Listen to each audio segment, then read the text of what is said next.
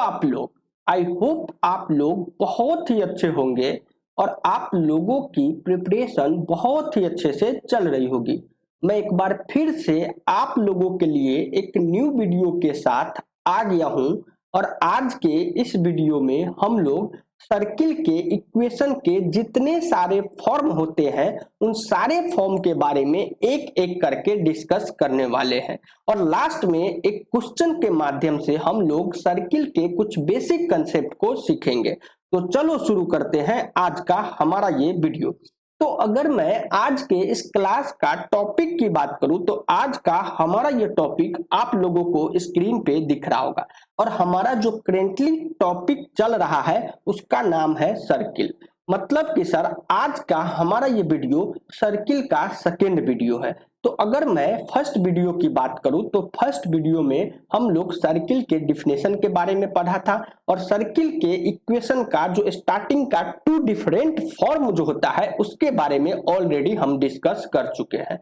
तो अगर आप लोग आज के इस वीडियो को देख रहे हो और प्रीवियस वीडियो को नहीं देखे हो तो मैं सजेस्ट करूंगा आप लोग उस प्रीवियस वीडियो को देखो जिसका लिंक मैं डिस्क्रिप्शन बॉक्स में डाल दूंगा। तो आज के इस वीडियो को स्टार्ट करने से पहले अगर मैं प्रीवियस क्लास की बात करूं तो प्रीवियस क्लास में हम लोगों ने सीखा था कि सर सर्किल का जो इक्वेशन होता है उसका सबसे पहला जो फॉर्म के बारे में हम लोगों ने बात किया था वो है कि sir mod Z minus Z nought is equal to R. जहां पे आर क्या है, जहां पे आर जो होता है वो रेडियस कहलाता है, रेडियस कहलाता है और जो सर जेड नॉट है, ये जो जेड नॉट है ये हमारा सेंटर कहलाता है किसका, सर्किल का। और ये जो सर्किल का जो ये इक्वेशन है ये कुछ इस तरह हम लोगों ने रिप्रेजेंट करके सीखा था कि सर इस तरह ये सर्किल था और ये जो हमारा ये जेड नॉट पॉइंट क्या रिप्रेजेंट कर रहा है, सेंटर इस सर्किल का। और ये जो डिस्टेंस आर है, ये डिस्टेंस आर जो डिस्टेंस है इसको हम आर कहते थे, रेडियस जो कहलाता था।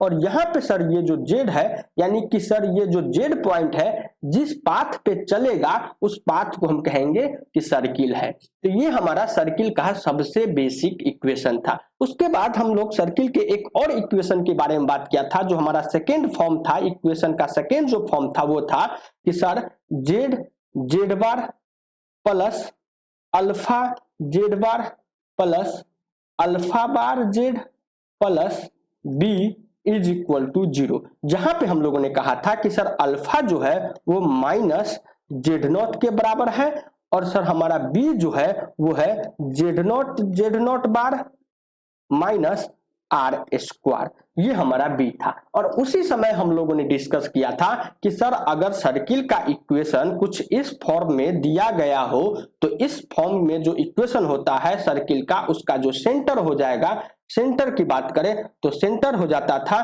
कि sir centre is equal to हो जाता था, सेंटर इज इक्वल टू हो जाता था alpha minus alpha, centre is equal to जो सर हो जाता था माइनस अल्फा यानी कि जेड नॉट हो जाता था हमारा सेंटर। और उसके बाद अगर मैं बात करूं रेडियस का तो रेडियस जो होता था वो सर हो जाता था, वो हो जाता था रेडियस हो जाता था under root alpha bar minus B के बराबर, ये हमारा रेडियस हो जाता था और ये हमारा सेंटर हो जाता था। इसके बारे में हम लोग ऑलरेडी बहुत ही डिटेल से प्रीवियस क्लास में पढ़ चुके हैं। अब हम बात करेंगे इस क्लास का, तो इस क्लास में हम लोग सर्किल के जो हमारा थर्ड एंड फोर्थ जो फॉर्म होता है, सर्किल के इक्वेशन का थर्ड एंड फोर्थ फॉर्म के बारे में बात करेंगे। तो सबसे पहले हम थर्ड फॉर्म के बारे में बात करते हैं। तो हमारा जो थर्ड फॉर्म होता है उसको हम लोग कहते हैं, जो थर्ड फॉर्म जो सर्किल का जो थर्ड फॉर्म होता है उसको हम कहते हैं डायामीटर फॉर्म, उसको हम कहेंगे डायामीटर फॉर्म। ऐसे लिखो डायामीटर, सर्किल का जो इक्वेशन होगा किसके टर्म में होगा, डायामीटर के फॉर्म में होगा, तो उसको हम लिखेंगे डायामीटर फॉर्म। डायमीटर के टर्म में, डायमीटर के फॉर्म में सर्किल का इक्वेशन होगा और वो कैसे होगा इसके बारे में हम अब बात करने वाले हैं। तो यहाँ पे हम सबसे पहले एक सर्किल बनाते हैं। तो ये हमारा कुछ सर्किल रहा, कुछ इस तरह हमारा ये सर्किल हो गया, जिसका जो अगर मैं बात करूं डायामीटर का तो ये कुछ डायामीटर हो गया, जिसका जो ये अगर सेंटर की बात करूं तो सेंटर सी, सेंटर की बात करूं तो ये सेंटर सी हो गया और ये जो पॉइंट हो गया इसको हम ए कह रहे हैं और ये जो हमारा पॉइंट हो गया ये सर कहीं हम इसको मान रहे हैं बी। तो इतना तक हम समझ गए।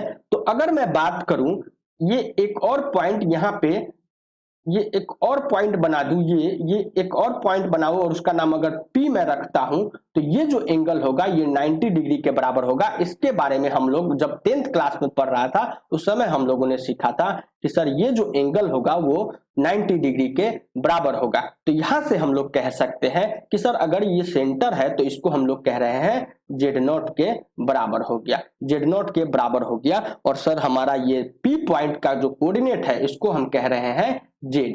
उसके बाद अगर मैं A पॉइंट का कोऑर्डिनेट की बात करूं तो इसको हम कह दे रहे हैं Z1, और B पॉइंट के जो कोऑर्डिनेट है इसको हम कह दे रहे हैं Z2।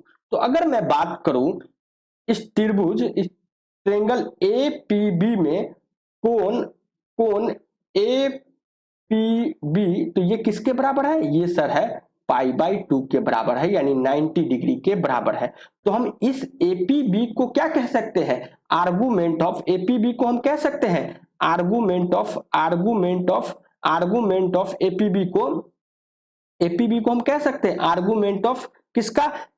Z1 minus Z divided by Z1 minus Z, यानी कि इस लाइन का माइनस इस लाइन का, तो Z1 minus Z divided by Z2 minus Z is equal to π/2।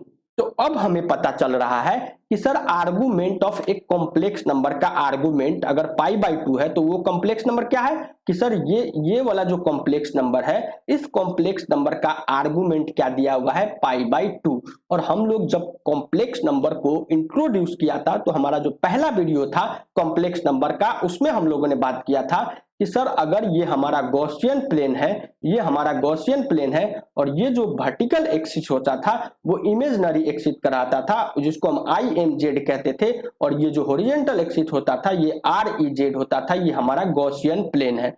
तो हम लोगों ने वहां पे सीखा था कि सर ये जो वर्टिकल इमेजिनरी एक्सिस पे अगर कोई पॉइंट एग्जिस्ट कर रहा हो, यानी कि अगर किसी पॉइंट का आर्गुमेंट प्लस π/2 और माइनस π/2 होता है, तो वो जो कॉम्प्लेक्स नंबर है वो इमेजिनरी प्लेन में लाई करेगा, इमेजिनरी एक्सिस पे लाई करेगा, यानी कि वो जो Z होगा वो प्योरली इमेजिनरी होगा। तो यहां से हम लोग कह सकते हैं कि सर ये वाला जो कॉम्प्लेक्स नंबर है, ये वाला जो कॉम्प्लेक्स नंबर है सर्किल के, रेड सर्किल के अंदर का जो कॉम्प्लेक्स नंबर है ये क्या है सर? प्योरली इमेजिनरी है। तो हम लोग यहाँ पे कह सकते हैं Z1 minus Z divided by Z2 minus Z is equal to purely imaginary. ये क्या हो गया सर? ये प्योरली इमेजिनरी हो गया। ये कॉम्प्लेक्स नंबर जो हो गया ये प्योरली इमेजिनरी हो गया। और हम लोग जब प्योरली इमेजिनरी कॉम्प्लेक्स नंबर के बारे में जब पढ़ रहा था उस समय हम लोगों ने सीखा था कि सर ये कोई कॉम्प्लेक्स नंबर अगर प्योरली इमेजिनरी है, मान लेते हैं यहाँ पे कि सर Z हमारा क्या है? ये प्योरली इमेजिनरी है, प्योरली इमेजिनरी कॉम्प्लेक्स नंबर है। तो यहां से हो जाएगा Z प्लस Z बार, यानी कि Z प्लस Z का कंजुगेट का जो सम होगा वो किसके बराबर हो जाएगा? वो 0 के बराबर हो जाएगा। कैसे? एग्जाम्पल से हम लोग समझते हैं। एग्जाम्पल से मान लेते हैं 3 आयोटा, ये एक Z है। 3 आयोटा क्या है? प्योरली इमेजिनरी है। तो Z बार क्या हो जाएगा? Z बार हो जाएगा, यानी कि इस Z का जो कंजुगेट हो जाएगा वो हो जाएगा -3 आयोटा। तो यहां से अगर मैं बात करूं Z प्लस Z बार का, तो वो दिख रहा है 3 plus 3 iota, sorry 3 iota minus 3 iota, यानी कि 0 के बराबर, यानी Z प्लस Z बार जो होगा वो 0 के बराबर होगा। कब? जब हमारा कॉम्प्लेक्स नंबर प्योरली इमेजिनरी होगा। तो यहां से हम लोग लिख सकते हैं, Z1 minus Z divided by Z2 minus Z plus इसका कंजुगेट। तो इसका कंजुगेट क्या होगा sir? Z1 minus Z divided by Z2 minus Z का कंजुगेट इज इक्वल टू 0 के बराबर हो गया। ये हम लोगों ने यहाँ पे लिख लिया। अब क्या करेंगे इसको, अगर मैं बात करूं, एक जब हम लोग कंजुगेट के बाद जो प्रॉपर्टीज होता है उसके बारे में हम लोगों ने पढ़ा था, वहां पे हम लोगों ने लिखा था कि सर अगर कोई complex number Z1 divided by Z2 का होल बार है तो इसको हम लोग लिख सकते हैं, इसको हम लोग लिख सकते हैं Z1 का बार डिवाइडेड बाई Z2 का बार। इस प्रॉपर्टीज को हम यहाँ पे अप्लाई करेंगे, इस प्रॉपर्टीज को हम यहाँ पे अप्लाई करके नेक्स्ट पेज में लिखेंगे। तो क्या हो गया कि सर Z1 माइनस जेड जो के तो है divided by Z2 minus Z जो का तो है plus Z1 minus Z1 bar, ऐसे Z1 minus Z bar divided by Z2 bar minus Z bar. अब हम क्या करेंगे, इज इक्वल टू 0 के बराबर है, इज इक्वल टू 0 के बराबर है। अब हम यहाँ पे बट्टा पर के जोड़ करेंगे, सिंपली जो जोड़ होता है उस जोड़ को हम लोग करेंगे। फ्रैक्शनल का जो एडिशन होता है, फ्रैक्शनल में जो अगर दिया हुआ है उसका एडिशन कैसे करते हैं उसको हम लोग करेंगे। तो नोमिनेटर टर्म को हम क्या करते हैं, एलसीएम ले लेते हैं। तो नोमिनेटर टर्म हो जाएगा Z2 minus Z into Z2 bar minus Z बार। तो ये क्या हो जाएगा Z1 minus Z into Z2 bar minus Z bar plus same Z1 bar minus Z bar into Z2 minus Z, और ये जो हो जाएगा ये किसके बराबर है, ये 0 के बराबर है। तो ये नोमिनेट, ये जो ओवरऑल एक फ्रैक्शनल टर्म 0 के बराबर कब होगा, जब उसका नोमिनेटर वाला 0 के बराबर होगा। यानी कि नोमिनेटर वाला जो टर्म 0 के बराबर होगा, तो नोमिनेटर टर्म को हम 0 के बराबर करते हैं तो क्या हो जाएगा Z1 minus Z into Z2 bar minus Z bar plus Z1 bar minus Z bar into Z2 bar minus Z is equal to 0। और ये जो इक्वेशन आया, इस इक्वेशन को हम लोग कहते हैं सर्किल का इक्वेशन हो गया। ये हमारा सर्किल के इक्वेशन का थर्ड फॉर्म हो गया, जिसको हम कहते हैं डायगोनल फॉर्म, इसको हम कहते हैं डायगोनल फॉर्म। ये हमारा सर्किल के इक्वेशन का थर्ड फॉर्म हो गया, थर्ड फॉर्म हो गया फॉर्म, और इसको हम लोग थर्ड फॉर्म कहते हैं। ये क्या है, इक्वेशन ऑफ सर्किल, इक्वेशन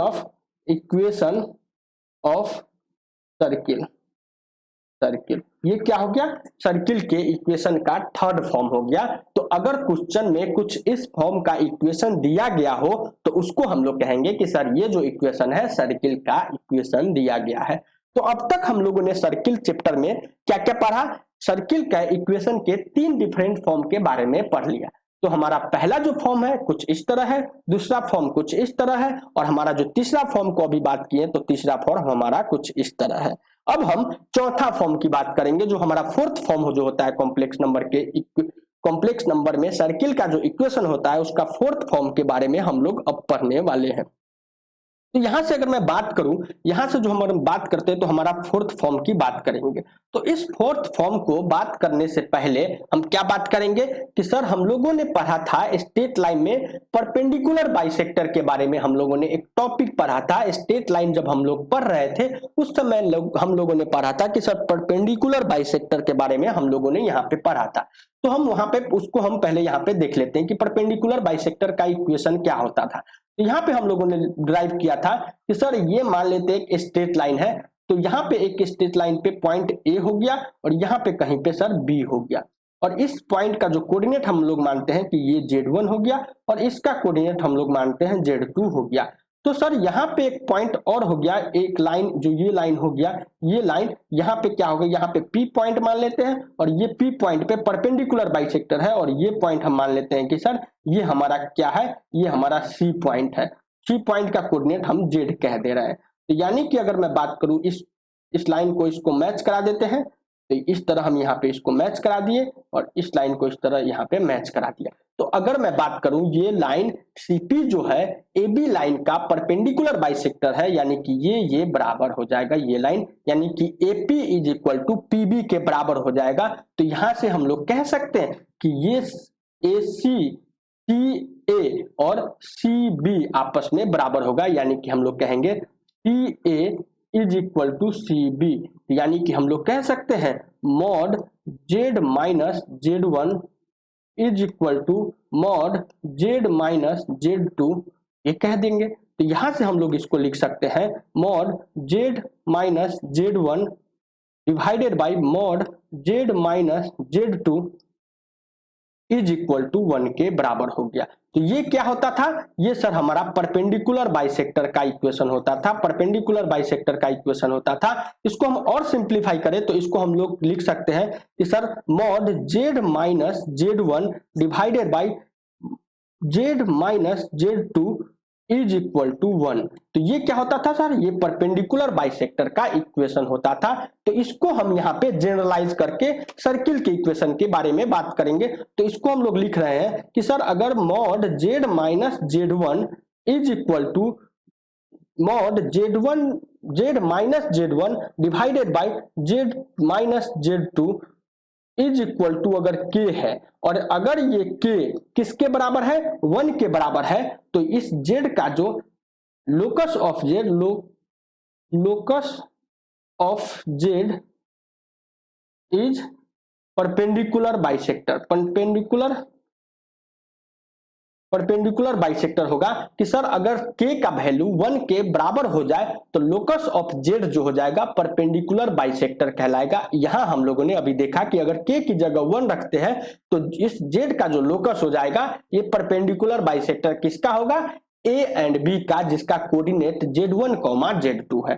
तो सेम इसी तरह ये हमारा पहला कंडीशन हो गया। सेम दूसरा कंडीशन क्या हो जाएगा कि sir k greater than 0 and k not is equal to 1। तो यानी कि तब उस केस में लोकस ऑफ जेड जो हो जाएगा, लोकस ऑफ जेड जो हो जाएगा सर सर्किल कहलाएगा, इज सर्किल। यानी कि इस केस में अगर k का वैल्यू 0 से बड़ा होगा एंड k का वैल्यू 1 ना हो करके कोई और कुछ वैल्यू हो, तो उस केस में z का जो लोकस हो जाएगा वो सर्किल कहलाएगा। यानी कि ये जो हमारा फॉर्म जो हो गया, ये क्या हो गया, सर्किल का इक्वेशन हो गया। ये हमारा चौथा फॉर्म हो गया, फोर्थ फॉर्म हो गया, सर्किल का हमारा फोर्थ फॉर्म हो गया। तो अब तक हम लोगों ने सर्किल के इक्वेशन के 4 डिफरेंट फॉर्म के बारे में बात कर चुके हैं। इक्वेशन जो हमारा क्वेश्चन आएगा एग्जाम में, उस एग्जाम में इन चारों फॉर्म में से किसी भी फॉर्म में क्वेश्चन पूछा जा सकता है। तो अब हम क्या करेंगे, एक बहुत ही इंपॉर्टेंट एंड बेसिक क्वेश्चन को सॉल्व करके कुछ बेसिक कंसेप्ट को हम लोग यहाँ पे सीखने वाले हैं। तो अगर मैं आज की क्लास के क्वेश्चन की बात करूं तो आज का जो हमारा ये क्वेश्चन है ये आप लोगों को स्क्रीन पे दिख रहा होगा। यहाँ पे क्या कह रहा है, एक इक्वेशन दिया गया है और इस इक्वेशन में कह रहा है find the value of k for which this equation represent a circle. मतलब कि कह रहा है कि यहाँ पे एक इक्वेशन दिया गया है और उस इक्वेशन में k एक वेरिएबल है, तो कह रहा है k के वैल्यू को ज्ञात करे ताकि ये जो दिया गया इक्वेशन है ये सर्किल को रिप्रेजेंट करे। तो यहाँ से हम लोग इस क्वेश्चन को 2 डिफरेंट मेथड से सॉल्व कर सकते हैं। तो अभी मैं पहला मेथड से सॉल्व करूंगा और आपके लिए सेकेंड मेथड छोड़ दूंगा, जिस सेकेंड मेथड से आप लोग सॉल्व करना खुद से। तो यहां से हम मेथड 1 की बात करें तो मेथड 1 में क्या करेंगे, मेथड फर्स्ट की बात करें तो मेथड फर्स्ट में हम लोग क्या कर सकते हैं, मेथड फर्स्ट में बात करेंगे कि सर सबसे पहले हम लोग लिख लेते हैं कि हमारा इक्वेशन दिया क्या गया है। तो यहाँ पे हमारा दिया हुआ है Z bar plus -3 plus 4 iota Z बार, और यहां पे हम क्या कर रहे हैं, इस माइनस को इनसाइड ले जा रहे हैं। तो यहां पे हम प्लस लिख रहे हैं और माइनस को हम इनसाइड ले गए, तो -3 - 4 iota Z plus k is equal to 0। और अगर मैं इस इक्वेशन को, अगर मैं सर्किल के जनरल इक्वेशन जो हम लोगों ने यहाँ पे पढ़ा था, ये जो हमारा सर्किल का जो जनरल इक्वेशन था, इस इक्वेशन से अगर मैं कंपेयर करूं तो यहाँ पे अगर मैं कंपेयर करूं तो यहाँ पे क्या हो जाएगा कि सर हमारा जो सर्किल का जनरल इक्वेशन होता था उसको हम लोग जानते हैं Z bar plus alpha Z bar plus alpha bar Z plus B is equal to 0 के बराबर होता था। तो यहां से अगर मैं कंपेयर करूं इस जनरल इक्वेशन को इस गिवन इक्वेशन से, तो हमारा जो b का वैल्यू होगा वो k के बराबर हो गया, b का वैल्यू k के बराबर हो गया। और दूसरा मैं बात करूं अल्फा का, तो अल्फा किसके बराबर है, इसके बराबर है। अल्फा किसका, अल्फा जो है हमारा किसका कोफिशिएंट होता है, जेड बार का कोफिशिएंट होता है। तो अल्फा हो गया सर हमारा -3 प्लस 4 आयोटा। तो यानी कि अल्फा बार जो हमारा हो जाएगा -3 - 4 आयोटा। तो अगर मैं बात करूं इस सर्किल का, तो इस सर्किल का जो रेडियस होता था, वो रेडियस जो होता था वो होता था under root alpha alpha bar minus B. अब हम इस रेडियस में इस alpha and alpha bar and B के वैल्यू को पुट करेंगे, तो अल्फा आर का जो वैल्यू होता है वो हो जाएगा अंडर रूट, अल्फा के जगह पे क्या पुट करेंगे, अल्फा के जगह पे -3 + 4 आयोटा, और अल्फा बार की जगह -3 - 4 आयोटा, और माइनस बी की जगह हम लोग यहाँ पे के की वैल्यू पुट करेंगे। तो अगर मैं इसको सिंप्लीफाई करूं तो आर क्या हो जाएगा, आर हो जाएगा अंडर रूट, ये क्या दिख रहा है, -a + b -a - b, यानी a + b into a - b, यानी कि -3 का स्क्वायर -4 आयोटा का स्क्वायर माइनस के, यानी कि ये हो जाएगा r = अंडर रूट 9 - 16 आयोटा का स्क्वायर माइनस के, और आयोटा स्क्वायर जो होता है वो किसके बराबर होता है, -1 का। तो यहाँ पे अगर -1 हम पुट करें तो ये हो जाएगा r = अंडर रूट 25 माइनस के। और हम जो जानते हैं कि सर रेडियस जो होता है ये हमेशा पॉजिटिव आएगा, यानी कि ये जो वैल्यू होगा स्क्वायर रूट के अंदर जो वैल्यू होता है वो हमेशा पॉजिटिव होता है, यानी कि 25 माइनस के जो होगा ये हमेशा ग्रेटर देन = 0 होना चाहिए। तो यहां से हम लोग बात करते हैं कि 25, तो इसको हम दोनों साइड क्या करेंगे, दोनों साइड हम लोग -1 से मल्टीप्लाई करेंगे। जब हम लोगों ने क्या पढ़ा था, हम लोगों ने इनइक्वालिटी के बारे में, पॉलिनोमियल में हम लोगों ने इनइक्वालिटी के बारे में पढ़ा था, वहां पे हम लोगों ने इस इनइक्वालिटी को सॉल्व करना सीखा था कि सर अगर साइन चेंज होता है तो ये जो इनइक्वालिटी का जो साइन है वो क्या करेगा, रिवर्स हो जाता है। तो यानी कि अगर मैं बात करूं यहाँ -25 माइनस के से मल्टीप्लाई किए तो ये हो जाएगा लेस देन = 0, यानी कि k - 25 जो हो जाएगा सर लेस देन 0, यानी कि k का वैल्यू लेस देन 25 के बराबर होगा। यानी कि क्या वैल्यू अगर लेस देन = 25 के बराबर होगा, तो यानी कि ये जो सर्किल दिया गया है, ये सर्किल ये जो हमारा इक्वेशन दिया गया है, ये इक्वेशन सर्किल का इक्वेशन कहलाएगा। यानी कि k का वैल्यू हमारा जो इस क्वेश्चन का आंसर हो गया, वो आंसर क्या हो गया, k = लेस देन = 25 के बराबर। अब हम लोग इस क्वेश्चन को सेकेंड मेथड से भी सॉल्व कर सकते हैं। और सेकेंड मेथड क्या हो गया कि सर सेकेंड मेथड जो हमारा रामबाण मेथड क्या होता था, डायरेक्टली z की जगह हम लोग पुट करेंगे। अगर मैं सेकेंड मेथड की बात करूं, मेथड सेकेंड की बात करूं तो मेथड सेकेंड में हम लोगों ने क्या सीखा था कि डायरेक्ट इक्वेशन में z की जगह x + आयोटा y पुट कर देना है, और z बार की जगह x - आयोटा y पुट कर देना है। और जैसे ही इस z की जगह इस इक्वेशन में z एंड z बार की जगह इस वैल्यू को अगर मैं पुट करूंगा तो ये जो इक्वेशन हो जाएगा, ये जो इक्वेशन जो बनेगा वो इक्वेशन किस फॉर्म में कन्वर्ट हो जाएगा, x² + y² + 2gx + 2fy + 3 = 0 के फॉर्म में क्या होगा, कन्वर्ट हो जाएगा। उसके बाद इस इक्वेशन का जो रेडियस होता है उसके बारे में हम लोग जानते हैं कि रेडियस हो जाता है g² + f² - c के बराबर होता है, ये रेडियस होता है। और इस रेडियस में फिर से ये वाला कंडीशन हम लोग अप्लाई करके, ये वाला कंडीशन अप्लाई करके, ये वाला जो क्या करते हैं, स्क्वायर रूट के अंदर जो टर्म होता है वो क्या होता है, ग्रेटर देन 0 ही होना चाहिए। ये वाला कंडीशन अप्लाई करके हम यहाँ से क्या कर सकते हैं, k के वैल्यू को कैलकुलेट कर सकते हैं। तो आप लोग इस मेथड से इस क्वेश्चन को ट्राई करना। तो आज के लिए इतना ही, इससे आगे हम नेक्स्ट वीडियो में डिस्कस करेंगे। Thank you so much.